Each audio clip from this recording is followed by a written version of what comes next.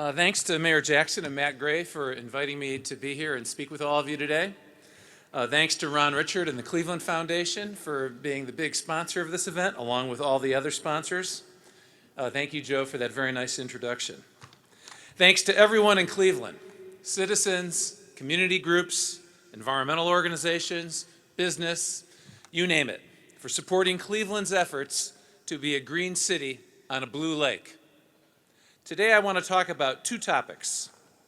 First, I want to discuss how nature-based solutions can make places like Cleveland great places to live. Second, I want to talk about the need for bold leadership. What I've learned in my time at the Nature Conservancy, we call it TNC for short, is that making the case for investing in nature will only take us so far. What's even more important, far more important, is for individuals and organizations to think big, to step up, and to follow their moral compass. That means all of you. But first, let me just tell you a little bit about me and about TNC so you'll know where I'm coming from. I'm really happy to be here today.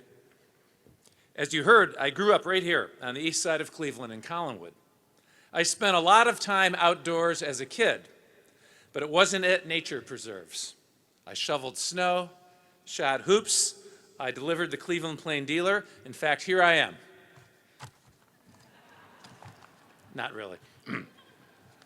I liked being outside, of course, but it wasn't these experiences that made me an environmentalist. My grandparents were all immigrants from Slovenia.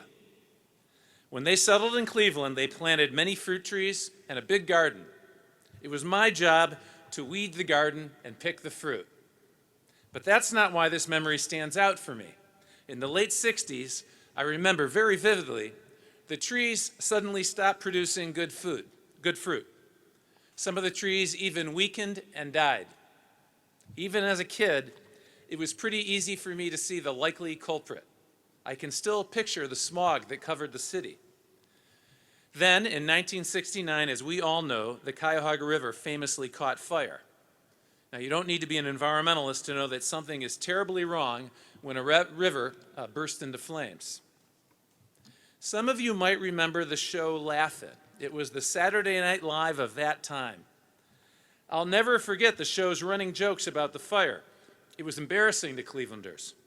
Even as a kid, I didn't like it. Those events opened my eyes, and they opened a lot of people's eyes. In fact, there's a silver lining to this story. The river burning, the bad air, the water pollution in cities, not just Cleveland, but Pittsburgh nearby, LA, all across the country, these all gave rise to the greatest period of environmental progress in U.S. history. Under President Nixon, we got the EPA, the Clean Air Act, the Clean Water Act, and the Endangered Species Act. None of this was easy. There was very strong opposition to all of these measures. Take the Clean Air Act, for example. The auto industry railed against it. It would destroy millions of jobs, they said. It would cost billions of dollars. But Congress, under great pressure from the public, again, that means you, our predecessors, Congress enacted the bill anyway, and President Nixon signed it into law. And guess what happened? Right afterwards, American science and American industry got to work, and good things happened. The catalytic converter was invented. We shifted to unleaded gasoline. Today, thanks mainly to the Clean Air Act, cars are 99% cleaner than they were in 1970. That's why we can all breathe cleaner air as we enjoy blue skies over our cities, as we are here today. There's an encouraging takeaway from this story. We can build environmental progress out of challenging times. We did it then, we can do it again today. So, how did I get from Cleveland to TNC? After college, I got a job on Wall Street where I spent 24 years as an investment banker. Two things happened along the way. First, my wife, Amy, and she's from Ohio too, we're city people. But we made a real effort as parents to connect our 4 kids to nature. It was a bit late in our life, but we started taking nature trips to nature preserves, spending times outdoors, etc. And that turned me into an environmentalist. In fact, I think that story helps me understand there's an inner environmentalist in everyone. We just have to uncover that in some people. Second, as a business person, I developed the view, and I still believe this today, that business can be a force for good. As a result, late in my career on Wall Street, I jumped at the opportunity to lead Goldman Sachs' first environmental initiative.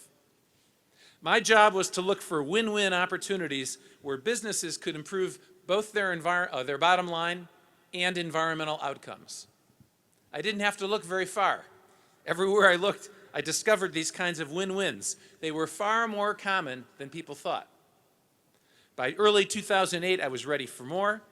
When I heard that TNC was looking for a new CEO, I threw my hat in the ring. Nobody expected they would hire someone from Wall Street, but lo and behold, I got the job. It was the happiest day in my career. So that's my story. Let me briefly introduce you to TNC and explain a little bit about who we are and what we do. For more than 65 years now, we've been known as a pragmatic, nonpartisan conservation organization. We bring diverse groups together to advance progress. That approach allowed us to be become the largest conservation organization in the world. Today we have some 4,000 people on our staff. We work in each of the 50 states and in another 72 countries all around the world. We started as a US-based land trust, buying land to protect it. But as threats to nature became more complex, we realized this strategy would only take us so far. So we moved into new areas like marine, freshwater, and climate change. And we began prioritizing conservation solutions that benefit people as well as nature. Excuse me. Here in Ohio, we've got a great team, and you can see some of TNC's strategies at work. We've protected in Ohio some 60,000 acres of land across the state. Most recently, we acquired Snow Lake in Geauga County. It's just east of Cleveland. It's one of the state's best remaining glacial wetlands, and next year we plan to open it to the public. We're working with farmers across the state to minimize nutrient runoff to ensure that Lake Erie and the Ohio River provide clean water for communities. More recently, we partnered with Ohio's congressional delegation to secure full funding for the Great Lakes Restoration Initiative. And we're doing all we can to make the case that clean energy policies are good for Ohioans. I'm not going to talk a lot about our work in Ohio, but some of my colleagues are here. You can chat with them at the reception. Can you guys just wave? I see Josh Knights, who leads our chapter, some of his team. Get to know these folks later. They're doing a great job here in Ohio. Now, as we expanded these kinds of strategies all around the world, we realized there was one more important area where we needed to focus our attention: cities. So we recently started a cities program. It's new, but it's off to a great start. In just 2.5 years, we're now already working in some 25 cities. Some folks weren't sold on our cities initiative at first. Why take on a new priority so different than what we've done before, they asked. Well, here's our answer. First, cities need nature. Nature can help solve some of the biggest challenges facing cities today. Second, nature needs cities. More than half the world's population lives in cities today, and soon that will be 3/4. We need those people on nature's side, so we want to do work where the people live. To me, it's a no-brainer. By bringing nature into cities, we can help people and nature thrive together. We can make cities better places to live, and we can build a stronger and more diverse base for our cause. So that's why I'm here today. I was delighted to be invited by the mayor and Matt Gray. I'm super impressed by the great work underway in Cleveland. Congratulations to all of you on everything you've accomplished, and best luck to all of you on reaching your ambitious goals. As a former Clevelander, it warms my heart. I want to talk about some of the challenges facing cities today and how we think nature can solve them. We all know there are plenty of issues facing cities. I want to focus on 3: heat and air pollution, clean water, and human impact. We should have a slide here, I think. Perfect. Let's start with heat and air, okay? One of the consequences of concrete and asphalt infrastructure is urban heat. It's much hotter in cities than in surrounding areas. We all know that. Heat turns out to be the #1 natural disaster killer in the US, and the problem's only going to get worse as the climate changes. In Los Angeles, for example, there used to be about 8 days a year where the temperature would be in excess of 95 degrees. That's expected to triple over the years ahead. In addition, polluted air is causing health problems for Americans. Every mayor I meet brings this up right away as soon as we start talking about the city. The World Health Organization reported this year that 92% of all people are breathing some form of bad urban air. This causes serious health consequences like asthma and heart disease.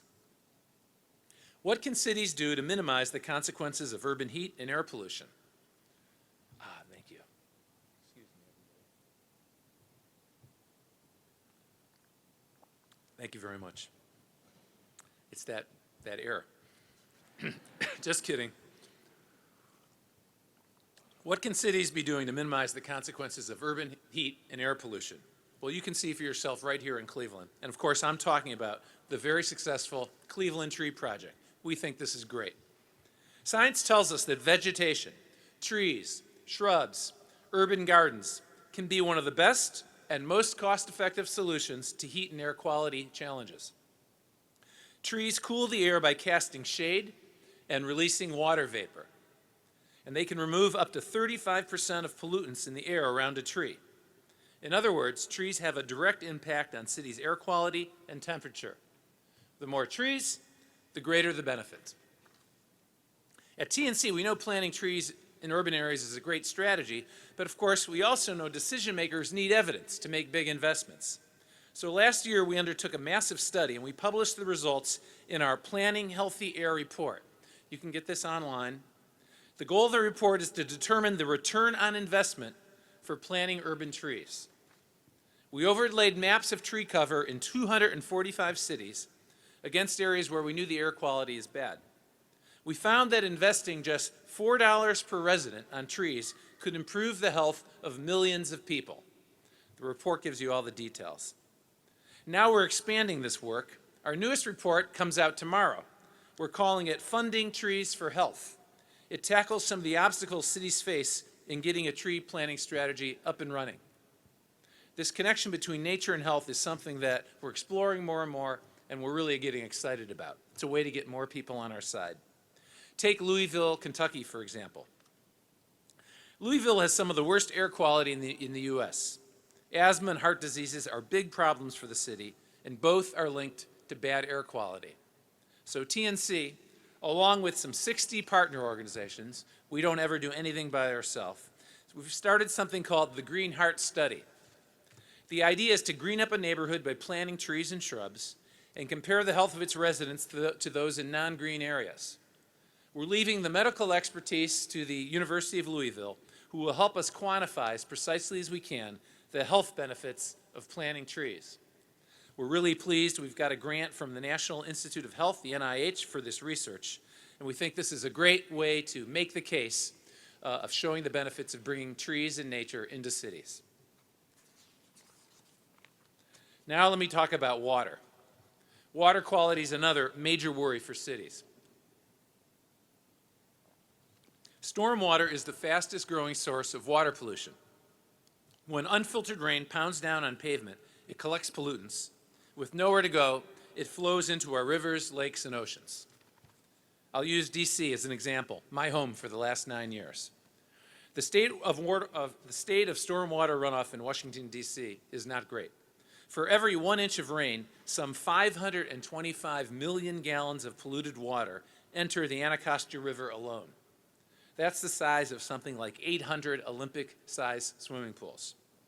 Even worse, when stormwater and sewer systems are combined, as they are in many U.S. cities, including D.C., big storms can cause overflows that send raw sewage into our nearby waterways. So what can cities do to address the problem of stormwater without breaking the bank? These programs have to make economic sense. I'm sure most of you know, because you're doing it here in Cleveland, the benefits of green infrastructure, like rain gardens, bioswales, and restored wetlands. These features soak up stormwater, they slow it down before it reaches overburdened sewer systems, They also add valuable green space to neighborhoods, and they create jobs for the construction and the maintenance that goes with these projects. So, how can we take these nature-based solutions to scale? Let me return to DC. Like many cities, DC now mandates that developers retain stormwater runoff from their properties. What's unique about DC's regulations is that it allows developers to use off-site green infrastructure solutions as well. In DC, developers can meet up to half of their stormwater retention requirements by buying credits from projects built all across the city. Right now, DC is the only city that allows developers to do this. This system allowed TNC to raise money from institutional investors to build green infrastructure projects. These projects generate credits that developers can then purchase to meet their stormwater retention requirements. We think these projects like this, will be a big win for everyone in DC, and we'd like to see this happen across the country. First, these projects will protect our local waterways, the Anacostia and Potomac rivers and the Chesapeake Bay. Second, they'll create more green space in underserved neighborhoods. Third, they'll ease financial burdens on tight government budgets, and local ratepayers. And fourth, they'll create returns from investors from the sale of the credits, attracting even more capital for work of this nature. We think we can really take this strategy to scale. We're eager to work with cities and investors and developers all around the country. Okay, then, we can't talk about these challenges, of course, without also talking about the impact on people. As more and more people move to cities, it's on us to develop urban areas where people can thrive. Today, we're more disconnected than ever from nature, I'm sorry to report. The statistics tell us that the average kid in the U.S. spends less than 30 minutes of unstructured outdoor time per week, but up to 7 hours of screen time per day. This is a challenge. Quite different from the way I grew up right here in Cleveland. Today's average high school seniors can identify some 1,000 commercial brands, but less than 10 native plants. TNC really doesn't have the solution for getting kids to put down their iPhones, but we do have programs that can help connect youth with nature at the local level, and I know you guys do here in Cleveland too. Thank you. Dying. One of our programs is a high school internship program that we call LEAF, for Leaders in Environmental Action for the Future. We've been doing this now for 22 years. LEAF provides paid opportunities for teens to get involved with local conservation programs. We recruit a diverse group of high school students, and we open their eyes to career possibilities in the environmental field, and we just connect them to nature. It's really working. Over the past 20 years, 1 in 3 of our LEAF graduates has gone on to pursue an environmental career, and more than half volunteer for environmental causes. So we really can do something about this. For too long, nature's been viewed as a nice-to-have, parks and recreation type option. We need it to be viewed as essential infrastructure. We're making good progress, but it's just the beginning. We need more and better evidence to make the case, and we need more leaders and citizens willing to step up and invest in nature. So now I want to shift gears and talk about the how behind these big plans for sustainable cities. If you're here today, you get it. You're taking the first step or more. Thank you for coming and supporting the Sustainable Cleveland. There's great work going on here, and it's obviously getting lots of backing from all of you. We can develop all the plans in the world, but without leadership at the local level, the Cleveland level, it's not going to work. We won't get success. There are many ways for you to approach this leadership. I want to leave you with some thoughts on a few of those. Let me take a step back. 9 years ago, I left Wall Street to join the Nature Conservancy. I came to TNC guns blazing, convinced that business-like, investment-oriented approaches were exactly what the environmental movement needed. I even wrote a book on investing in nature. I thought we could solve almost every environmental problem using tried and true market tools. I wasn't really wrong. We're employing a lot of those strategies, and they're going very well. Yet I now understand something that's much more important. Economic arguments will only take us so far. What we really need are bold leaders, bold people, willing to stick up, stick their necks out, and lead from the heart. That's what I want to challenge all of you to do. Now, in my job, when I say this, people often say in response, I get how someone like you can make a big difference. You're the CEO of an environmental group. But what can I do? I love when people ask that question. My answer, of course, is there's a lot each and every one of you can do. There's no shortage of ways you can make a difference. I want to go over 3 of these areas: leadership at home, in politics, and in your neighborhood. First, let's talk about leadership at home. As parents, uncles, aunts, grandparents, neighbors, and in many other ways, you can help young people build a conservation ethic. We need to do this. Remember, kids are indoors and glued to their screens. Please, help connect young people with nature. Take kids outside.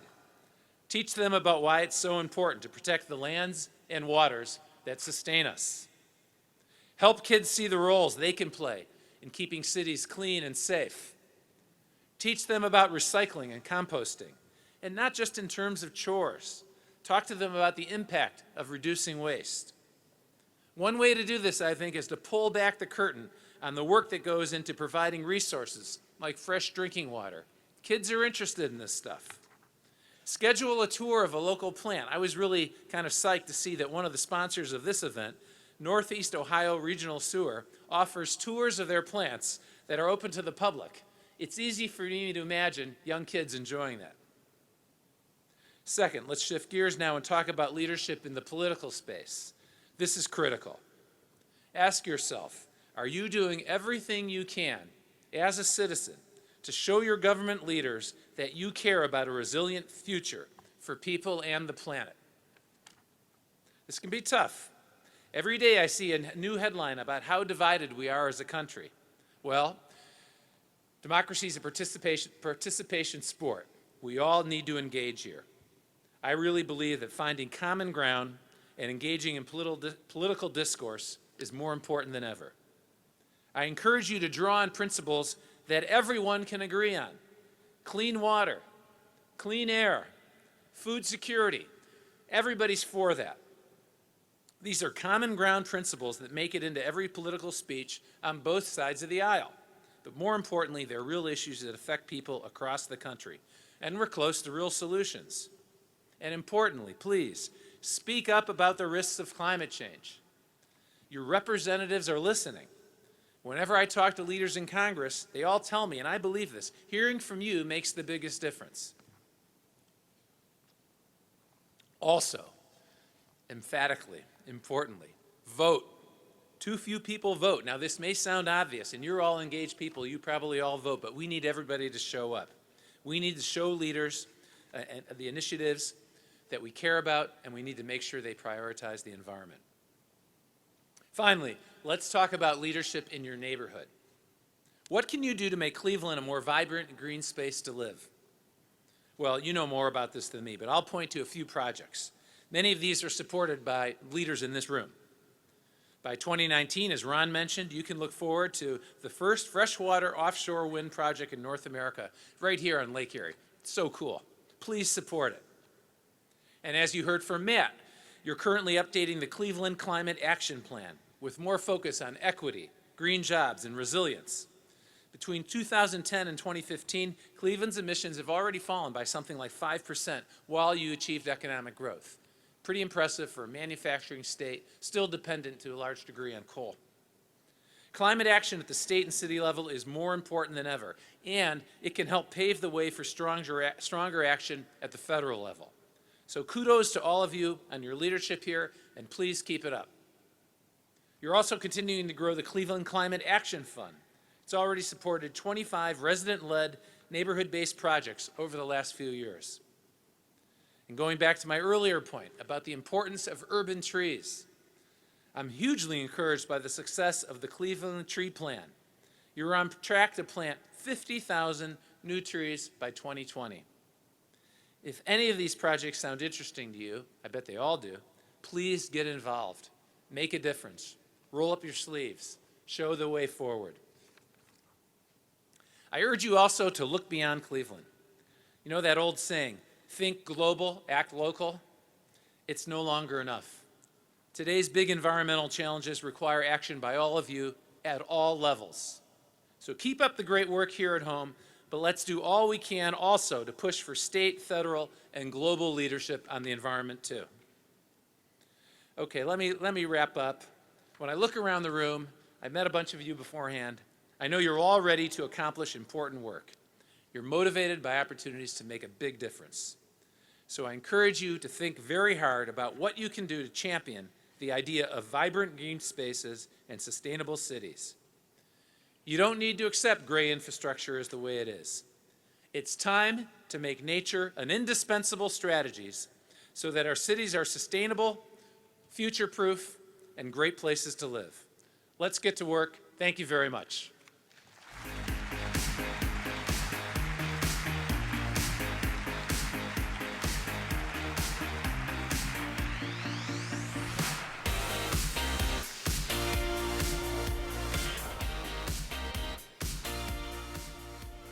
Matt says, kindly, we have time for a few questions or comments or challenges, if there are any.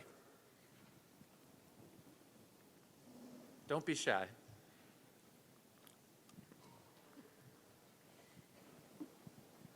Yes, ma'am. Thank you for joining us here in Cleveland today. I appreciated your comments on engaging in politics, but it seems more and more over the years environmental policies have become more controversial and polarizing. So I'm wondering if you have any suggestions for how we bridge that gap and unify both parties? Yeah, it's a great question. You know, I didn't really know much about politics before I got this job. And then, you know, we've obviously been paying attention, and we see all these challenges, especially at the federal level. And so in the United States, the Nature Conservancy said, boy, what are we going to do about this? And we're kind of interestingly organized for this challenge. We have, I told you about our Ohio chapter. We have a chapter in every state.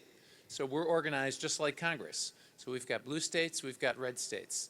Each of our chapters have boards of trustees. They're great people of all stripes, you know, urban, rural, young, old, business people, academics, volunteers, you name it. Diverse group of people with a few things in common. They care about nature, they respect science, they want to make progress.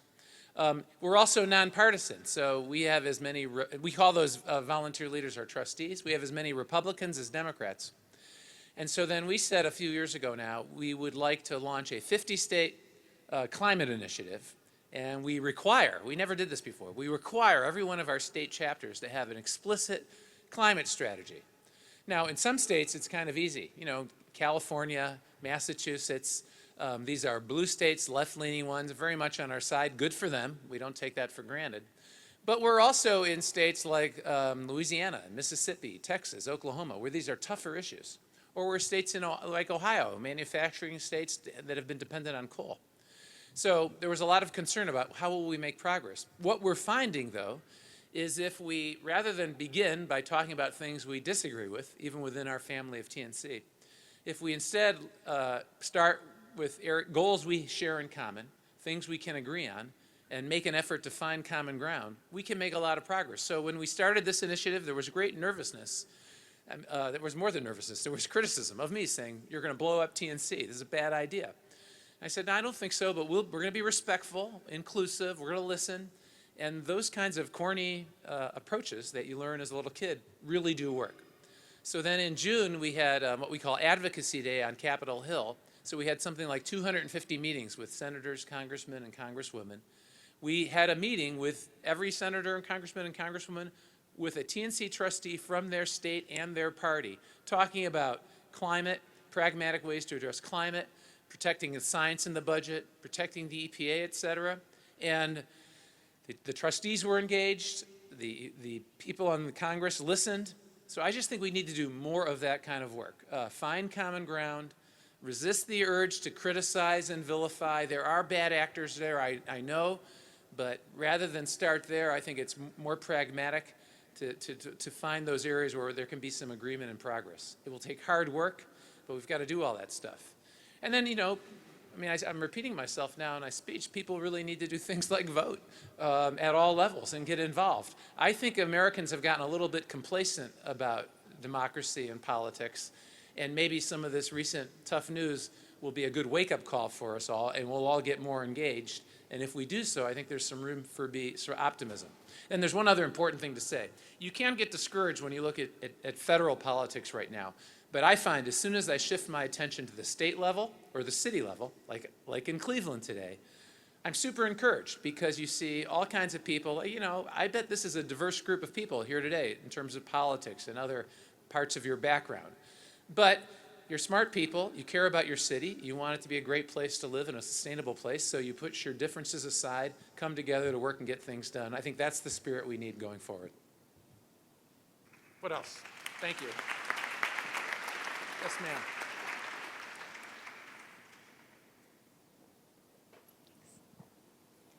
Welcome back.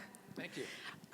Thank you so much for your words today, and I was wondering if you could speak a little bit about some of the internal policies and strategies that TNC has, either driven from the top or leadership management, or driven from some of your state offices around sustainability.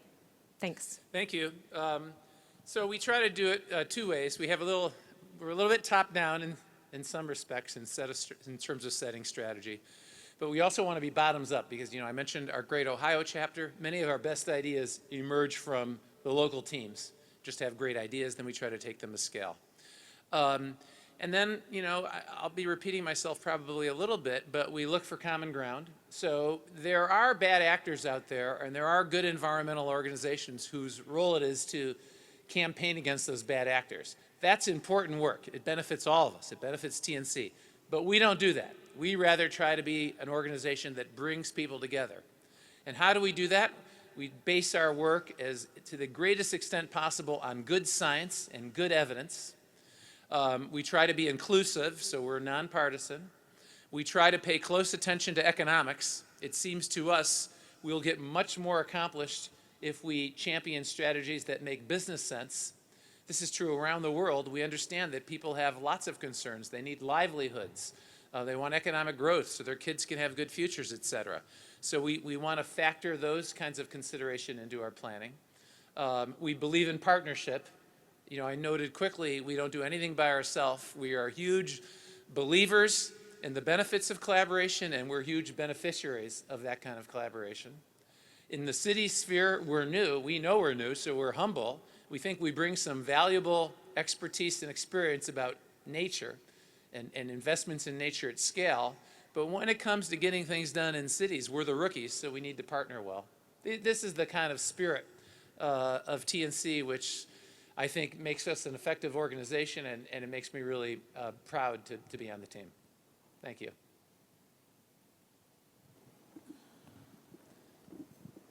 Oh, here's one over here. The emergence of climate change has obviously changed the nature of conservation. Just holding a natural area and assuming that it will remain as it has been is clearly no longer an equally effective strategy. Could you just describe TNC's sort of evolution towards embracing energy and climate issues in the wake of that understanding? Yeah, thank you for asking. It's been a big part of my work and my time at TNC, and I'm really proud of the organization.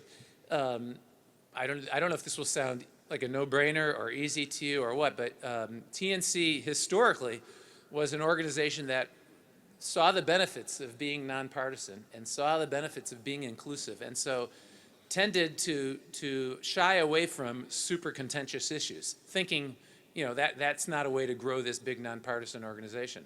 But as I said, we're science-based. And so then in the past few years, we said, look, from a science perspective, this is a no-brainer. Climate change is threat number one. It threatens not only to undo all the things we want to do in the future, it's going to upset everything we've accomplished over our 65-year history. So we said, after lots of careful consultation with everybody on our team and all of our supporters and our trustees, we came out of that process saying climate change is threat number one, so therefore addressing climate change will be priority number one for the Nature Conservancy. So this was a big deal for us. And you know, in Cleveland, I don't know if that seems like such a big deal, but again, we have chapters in places like, I mentioned them, Mississippi, Louisiana. It hasn't been historically easy to talk about climate change in those states. There are a lot of headwinds, and so our organization has had to step up to make this work. I'm really pleased, though, by the progress. I think we're demonstrating you can address climate change. You can even talk about climate change in ways that don't have to be so partisan and critical, but rather, again, science-based, pragmatic, economically sensible ways to make progress. So that's a big part of our work. And then a second big strategy we have in mind, it's way too early to brag, but it's a super big priority for us, is we think nature itself can be an enormous solution for the climate challenge. So if you think about the Paris Climate Accord, it is embarrassing, as Matt said, only the US and Syria are not any longer members of that group. We'll come back, we'll deal with that. But anyway, if you think about the ambitious, I think noble goals of the Paris Climate Accord and the emission reductions that will have to occur, we think fully 1/3 of that can be accomplished on a cost-effective basis by restoring nature at scale all around the world. Forests will be the most important opportunity, but virtually all ecosystems absorb and sequester carbon. And we think it can be done cost effectively. And if we can get humankind around the world to do that, there are a lot of co-benefits too. Old-fashioned biodiversity benefits, habitat for wildlife, water benefits, community benefits. So we're really focused on this. It's going to take, though, some good business thinking because there's not enough philanthropy in the world to do this. So we'll need business models, timber-related, agriculture-related, to do this, and we'll need better government policy to do this at scale. But anyway, the Nature Conservancy is focused on climate change as a science-based organization. It's threat number one. It's not the only thing we're doing, but we're at it. And I'm proud to say we're showing, I believe, you can do that in a common sense, nonpartisan, inclusive way. Thanks for asking that. Here? Thanks for your presentation, Matt. And I'm hearing very clearly your emphasis on on environmental issues, including climate change, as something that should be bringing us together because of this is common ground. It should be common ground. And also thinking in terms of the retrospective of how the narrative around environmental issues has evolved from where it was kind of a luxury to where we've heard the argument that it makes good economic sense, is good business to protect the environment, to now talking about these should be issues that represent the common ground. But what I haven't heard is a lot of the language around clean air, clean water, healthy, toxic-free environments being a basic human right. And especially, as we're seeing what's happening down south in Puerto Rico and so forth, my question for you is, along the lines of a strategy of trying to find this common ground, do you see a prospect in talking about environmental protection as a basic right, especially when we're talking about, the Earth's life support system, the very things that sustain us? Shouldn't, if anything is a basic human right, shouldn't it be clean air, clean water, and toxic-free environments? Yes. Well, thank you for asking. I certainly agree with the premise of your question that this should be a basic human right for all people. Whether that's the best way to make progress in the dialogue about all the environmental challenges we face, I really don't know. You can tell from how I'm talking about environmental challenges, you're hearing how at the Nature Conservancy we're addressing these topics.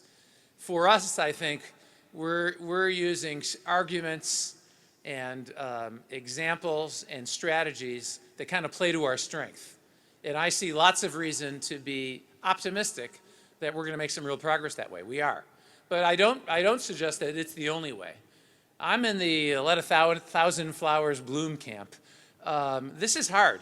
You can make an argument that addressing climate change is the hardest challenge humankind has ever had to address, in that it's global, that we have free rider issues, there are all these inequities of terms of historic emissions, et cetera. This is just plain tough. And so we've got a set of strategies and ways of pursuing this that give us some optimism, cautious optimism. But we don't ever pretend that we're always right or we've got all the answers. And I think the comments you made are compelling and also deserve to be loudly proclaimed. Wait for one more, but I'm going to tell one little story. When I got here, I was taking some photos. I have 4 brothers. And if I'm not mistaken, on this stage in 1969, I was sitting out there with my dad. He wouldn't let me come by myself. I saw the Led Zeppelin Grand Funk Railroad concert in Cleveland. One of my best memories. And here I am, right where Jimmy Page was probably standing. Okay, sorry.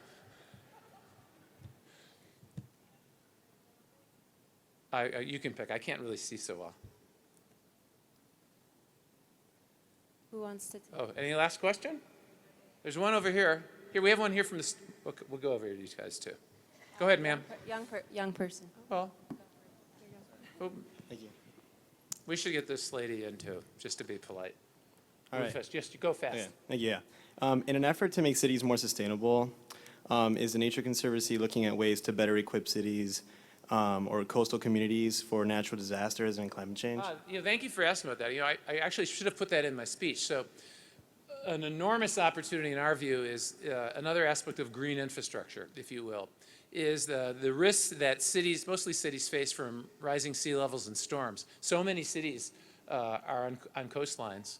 And Hurricane Sandy, I was a New Yorker for a long time, was really a vivid and bad experience. But right after Hurricane Sandy, to their credit, Governor Cuomo and at the time Mayor Bloomberg put together a task force, mostly of engineering types. The question was, how will we protect New York from future Sandys? But they put me and one other environmentalist on that task force. We argued, and we had good science showing that investments in coastal ecosystems can be a superb investment opportunity, a low-cost way to provide protection from these kinds of storms. And that's getting a lot of traction all over the world. So, in our world, sometimes bad news is good news. So a storm like Sandy, and we've had a bunch recently, get leaders' attention. They ask good questions on how we're going to protect ourselves, and then that's an opportunity for environmentalists to swoop in and make their case. And yes, ma'am, last question. I was wondering how much progress you've made with rural people in terms of farming practices. Oh, thank you. Farming also, I don't have time to talk about all this stuff. Great progress up and down the Mississippi River, for example, here in the U.S., helping farmers understand that some new techniques can provide them better environmental outcomes, will provide all of us the better environmental outcomes, but they also make business sense for the farmers. So a really good example would be reduced till farming or no-till or cover crops. Hugely reduces nutrient runoff into the Mississippi River. That's what creates that horrible dead zone. But it also, for the farmer, retains more moisture in the soil and is improving their business results. Then the challenge for us is how do you scale those best practices in the fastest way? We're doing that by teaming up with all kinds of farmer organizations, universities, also some of the big players in agriculture, the businesses, to spread those best practices. We're doing the same thing all around the world in places like Indonesia and Brazil. So food and farming and agriculture broadly are a big part of the environmental game plan going forward. Anyway, I better wrap up. I think I overdid my time. Thank you very much for everything you're doing in Cleveland. We're really proud of you.